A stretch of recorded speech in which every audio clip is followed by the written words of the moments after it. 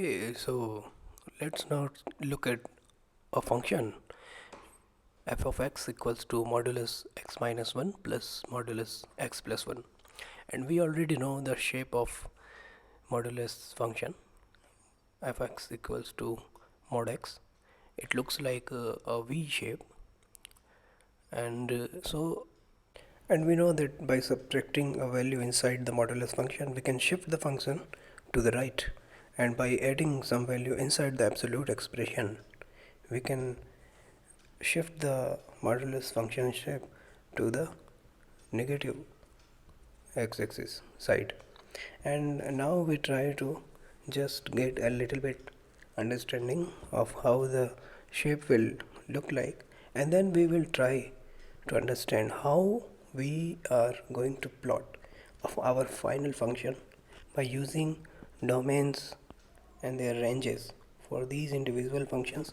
And also we will learn how you can plot these two functions in just a while. Now you can see how the graphs of modulus functions x minus 1 and modulus function x plus 1 will look like. And now we start to write our domain and ranges by using the critical point.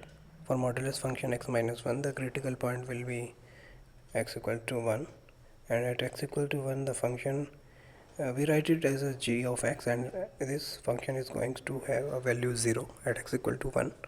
And for x when belongs to 1 to infinity, the function is going to be positive, which is x minus 1. And for the values of x below 1, that is minus infinity to 1, the function is going to be negative, so we will write it as minus x plus 1. We take it as a negative function, and the same thing we are going to do with the function h of x, which is our another individual function. And we write the domain and range by using the critical point as x equals to minus 1. At x equal to minus 1, hx is going to be 0 for all the values of x above minus 1, and to infinity the function is going to be positive. We write it at x plus 1, and for all the values below minus 1, that is minus infinity to minus 1, the function h of x is going to be negative. We wrote it as minus x minus 1. Then we start to write our function f of x by using the domain and range for individual functions gx and hx. For x belongs to minus 1 to 0, the gx is going to be minus x plus 1, and hx is going to be x plus 1. For x belongs to 0 to 1, gx we have already defined as minus x plus 1, and hx is going to be x plus 1.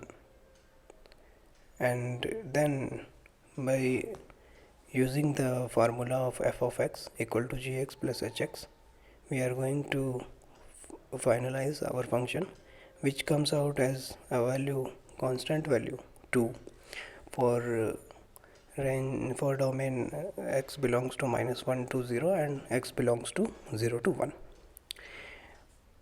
We can do our question by using these domains and by plotting our f of x, but let's go further and try to find out how the function will look for x belongs to minus infinity to minus 1. For minus infinity to minus 1 values of x, gx is going to be minus x plus 1, and for the same domain hx is going to be minus x minus 1, and f of x is nothing but gx plus hx. So we add these two functions for this domain, and we found out that it is going to be looking like minus 2x. For x belongs to all the values which are above 1 up to infinity, the function g of x is x minus 1, and for the same domain function hx is x plus 1. And then we will add these two functions hx and gx to finalize the answer of f of x for this domain 1 to infinity, which is going to be 2x. Now we can plot our f of x function for all the x values from minus infinity up to infinity, and we just plot some point on x-axis as minus 1 0 and 1 0, and we know the value between minus 1 0 and comma 1 comma 0. These are 2 points where the value of the function is going to be constant, which is nothing but equal to 2. And what is fx equal to 2? It is a parallel line parallel to x-axis, and then after 1 comma 0 the function is a straight line to x, and before minus 1 comma 0 the function is minus 2x. So we have plotted our function in its final form, and at minus 1 comma 0 and point 1 comma 0 we are going to calculate f of x value, which is going to be 2. So we are going to include those 2 points as well on our plot.